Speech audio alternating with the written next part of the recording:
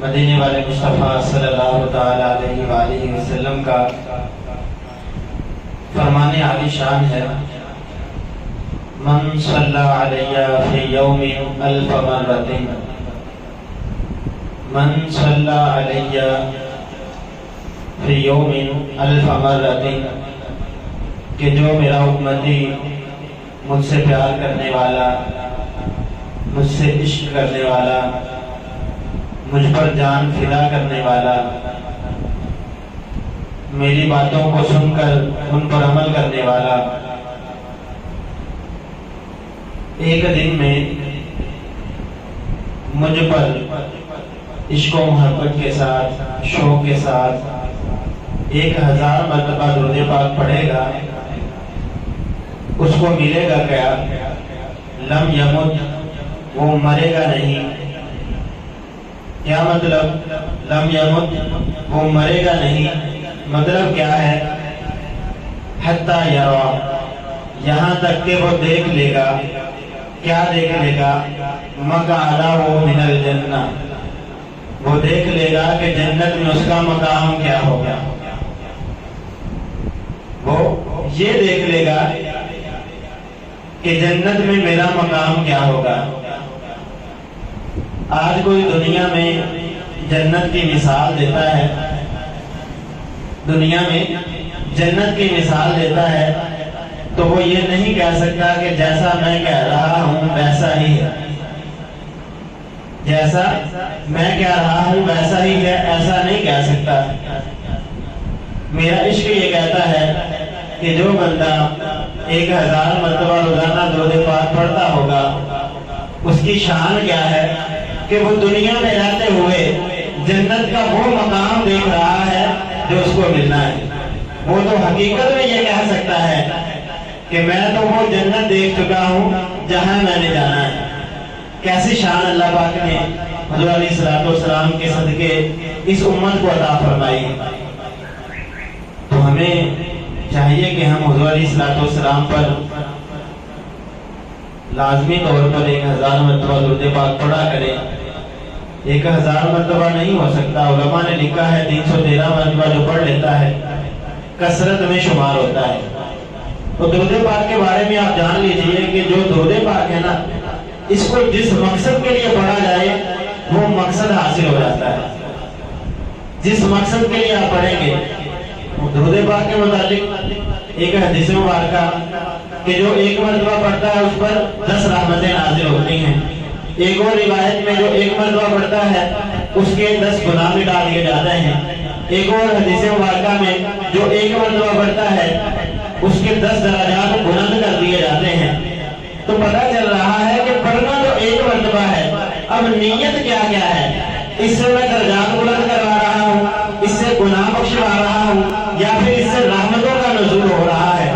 جو آپ نے نیت کر لی ہے وہ آپ کو مل جانا ہے۔ آج ہماری اس جمعہ مبارک کے بیان کا موضوع ہے حضور علیہ السلام سے محبت کیوں ضروری ہے۔ حضور علیہ السلام سے محبت کیوں ضروری ہے؟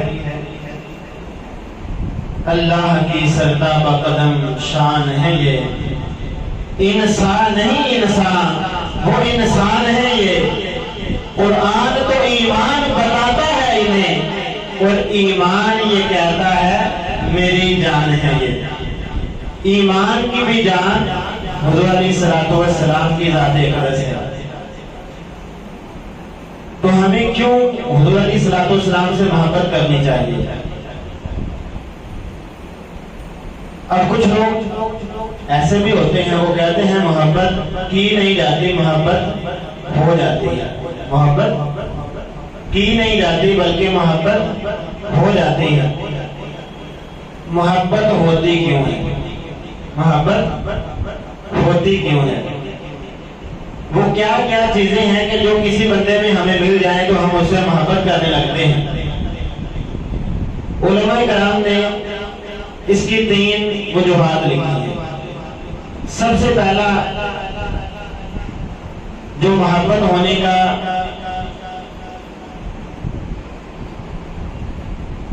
اگر ہم دیکھیں تو جس وجہ سے محبت ہو جاتی ہے وہ ہے حسن۔ اگر ہمیں کوئی حسین شخص مل جاتا ہے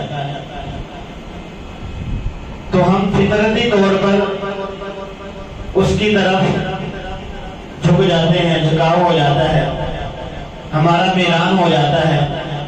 ہم اس کو دیکھ کر ایک طرح کی محبت میں گرفتار ہو جاتے ہیں۔ تو یہ ہماری فطرت میں ہے کہ حسن کی وجہ سے محبت ہو جاتی ہے۔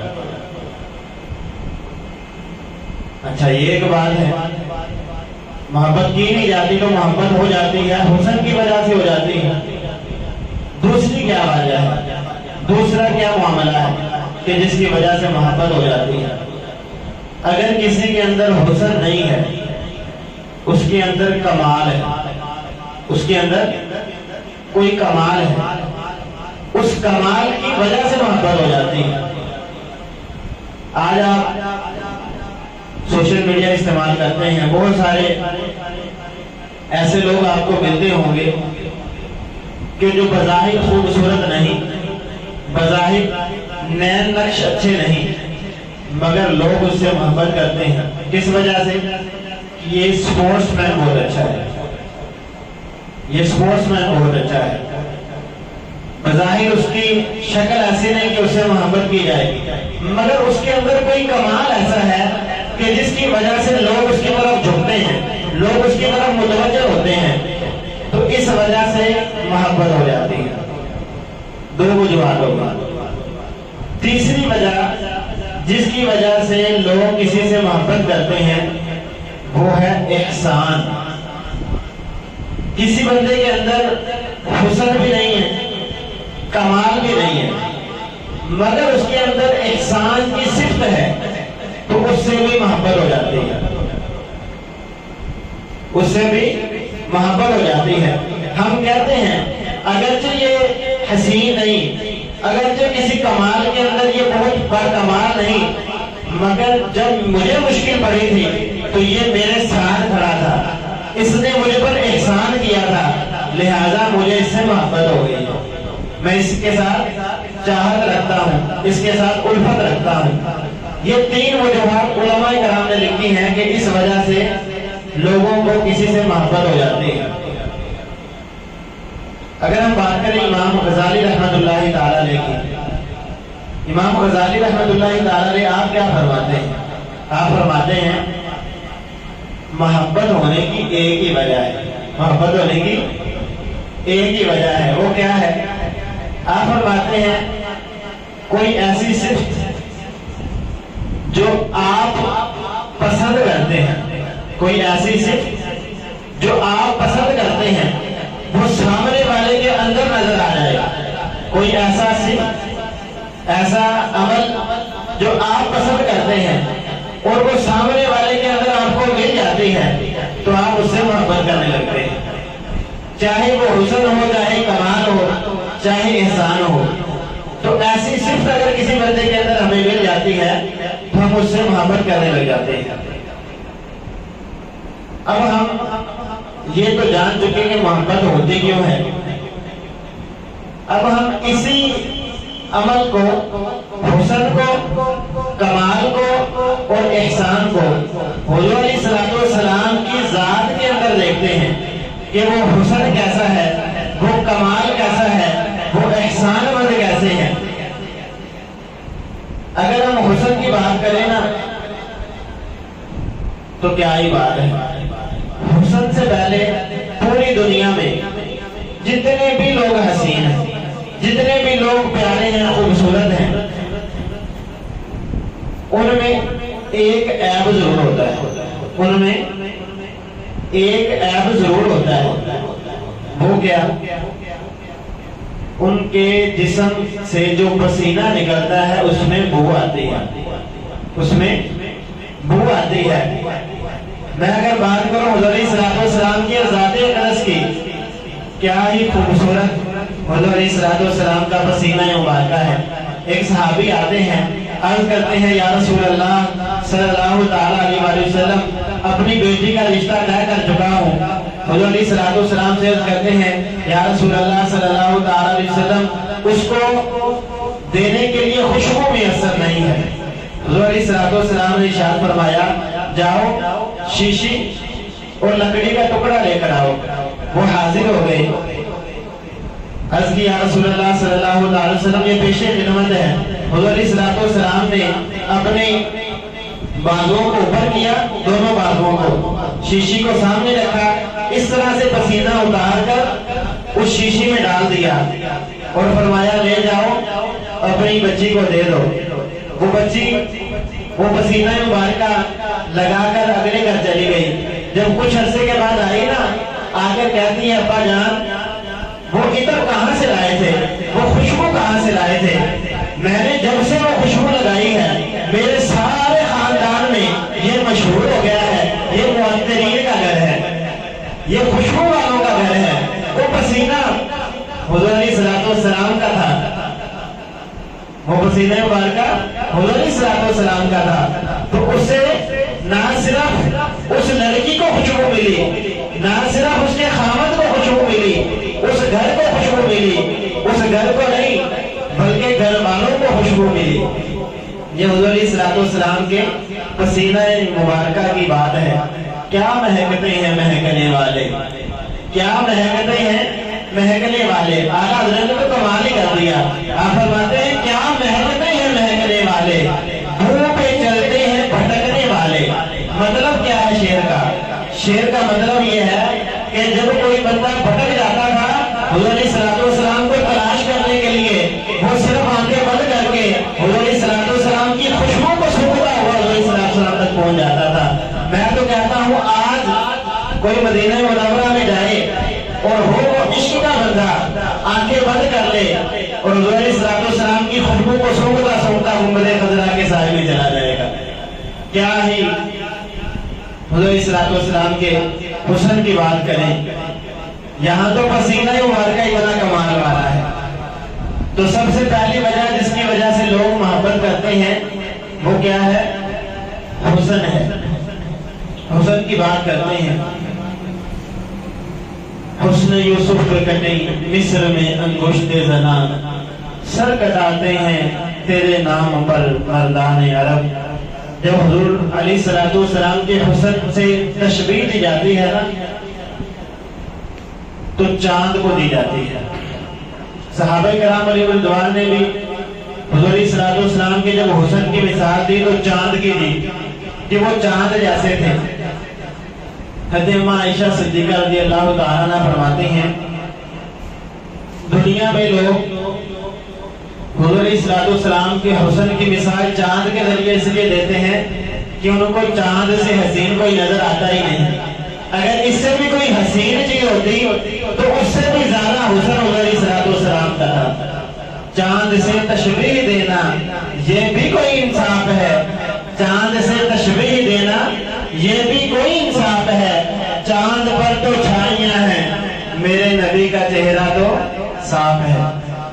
तो पहली बात हमने सुनी हुस्न की कि लोगों को किसी से प्यार होता है तो हुस्न की वजह से होता है, और हुस्न को भी हुस्न हुजूर अलैहिस्सलाम की जात से मिला है। दूसरी वजह जिसकी वजह से किसी को किसी से मोहब्बत हो जाती है वो है बाकमाल होना। हुजूर अलैहिस्सलाम की कमाल की बात अगर बताऊं आपको, दो सहाबी हुजूर अलैहिस्सलाम के पास हाजिर हैं। नमाज इशा के बाद हुजूर अलैहिस्सलाम का मामूल ये था कि कुछ देर आप मस्जिद में ही तशरीफ फरमाते, बैठे रहते, ताकि किसी साइल ने कोई बात करनी है, कोई अपना मामला हल करवाना है तो हल करवा ले। अब दो सहाबी थे, बाकी चले गए, वो आकर बैठ के करीब। अब हुजूर अलैहिस्सलाम की बातें सुनने में मशगूल हैं।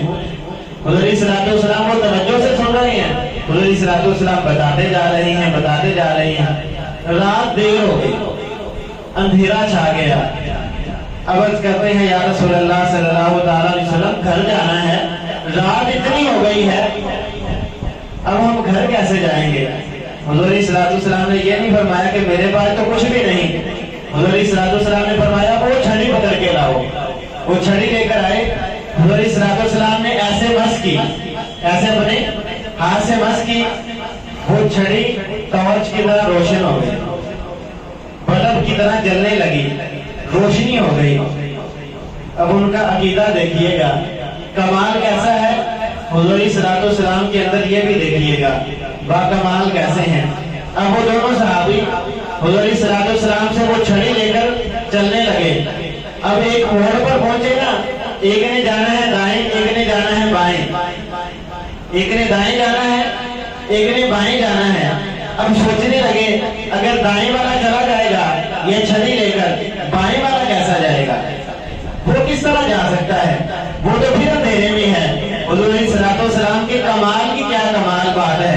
हुजूर अलैहिस्सलाम से वो छड़ी जो मस हुई थी वो रोशन थी। अब उनका अकीदा क्या है? उन्होंने एक और छड़ी पकड़ी, उसके साथ मस कर दी। जैसे ही मस की वो दोनों जलने लगी, दोनों ही रोशनी करने लगी। कमाल कैसा है? अभी वो कमाल हुजूर के साथ जुड़ा हुआ नहीं है, बल्कि वो दूर हो चुका है, फिर भी उसके अंदर कमाल खत्म नहीं होता। वो छड़ी रोशन ही रहती है, ना सिर्फ खुद रोशन है बल्कि दूसरी छड़ी को रोशन कर देती है। वो दोनों सहाबी वहां तक पहुंच जाते हैं, अपने अपने घरों तक पहुंच जाते हैं। तो क्यों ना हम उस बाकमाल से मोहब्बत करें कि जिसको अल्लाह पाक ने ये फरमा दिया है। हुजूर अलैहिस्सलाम खुद इरशाद फरमाते हैं इन्नमा अना कासिमुन वल्लाहु युती, कि अल्लाह पाक अता फरमाता है, मैं तकसीम करता हूँ। तो जितना भी कमाल है वो हुजूर के जरिए ही तो मिला है, तो हम हुजूर से क्यों ना मोहब्बत करें। तीसरी वजह कि जिसकी वजह से लोग किसी से मोहब्बत करते हैं वो है एहसान। एहसान की वजह से लोग मोहब्बत करते हैं। एहसान, उस एहसान की तो क्या ही बात करें। ربی حبلی امتی کہتے ہوئے پیدا ہوئے، ربی حبلی امتی کہتے ہوئے پیدا ہوئے، حق نے فرمایا کہ بخشا الصلاۃ والسلام۔ جب حضور الصلاۃ والسلام پیدا ہوئے نا، حضور الصلاۃ والسلام کے زبان اقدس پر اس وقت بھی ربی حبلی امتی تھا۔ احسان کتنا ہے، پیدا ہوئے تو ربی حبلی امتی، سر سجدے میں گیا، جوانی کا عالم ہے، حضور الصلاۃ والسلام نے پھر فرمایا ربی حبلی امتی۔ حضور الصلاۃ والسلام کے صحابی وقت مکمل ہو گیا ہے، حضور الصلاۃ والسلام کے احسان کی اگر بات کریں نا تو قیامت کا دن ہوگا، سب لوگوں کو یہ بھول جائے گا کہ حضور الصلاۃ والسلام نے کہا مانا ہے، سب لوگوں کو یہ بات بھول جائے گی کہ حضور نے کہا مانا ہے، ساری امتیں جمع ہو کر حضرت آدم علیہ الصلاۃ والسلام کے پاس چلی جائیں گی، پھر حضرت نوح علیہ الصلاۃ والسلام، یوسف علیہ الصلاۃ والسلام کہیں گے اور نبی اذهبوا الى بیتی، میرے محبوب کے لب پر انا لہا ہوگا، حضور الصلاۃ والسلام فرمائیں گے آ جاؤ میرے پاس، نہ صرف اپنی امت کی بخشش کروائیں گے، ان کے لیے احسان فرمائیں گے، بلکہ ساری امتیں، حضرت آدم علیہ السلام کی امت بھی آ جائے، حضرت یوسف علیہ السلام کی امت بھی آ جائے، حضرت نوح علیہ السلام کی امت بھی آ جائے، حضرت یوسف علیہ السلام، عیسیٰ علیہ السلام، حضرت آدم علیہ السلام سے لے کر حضرت عیسیٰ علیہ السلام تک تمام امتوں کو آپ جمع فرمائیں گے کہ سارے آ جاؤ، سب پر آج احسان کیا جائے گا۔ حضور سجدے میں سر جھکا کر اللہ پاک سے جب عرض کریں گے، اللہ پاک فرمائے گا سر کو اٹھائیے، آپ جو فرمائیں گے آج وہی ہوگا۔ تو یہ احسان کتنا احسان ہے، تو ہم کیوں نہ حضور سے محبت کریں۔ حسن حضور علیہ الصلوۃ والسلام کا ایسا کہ کوئی اور ایسا حسین نہیں ہے، اور حضور علیہ الصلوۃ والسلام کا کمال ایسا کہ کمال بھی حضور کو ایسا عطا فرمایا کہ حضور نے سب کو باکمال کر دیا، اور احسان بھی ایسا کہ پیدائش سے لے کر قیامت کے دن تک احسان ہی فرما رہے ہیں۔ تو ہمیں حضور سے سچی پکی محبت کرنی چاہیے، حضور علیہ الصلوۃ والسلام کے فرامین پر عمل کرنا چاہیے۔ اللہ تعالی ہمیں عمل کرنے کی توفیق عطا فرمائے، آمین ثم آمین۔ سنت نبوی۔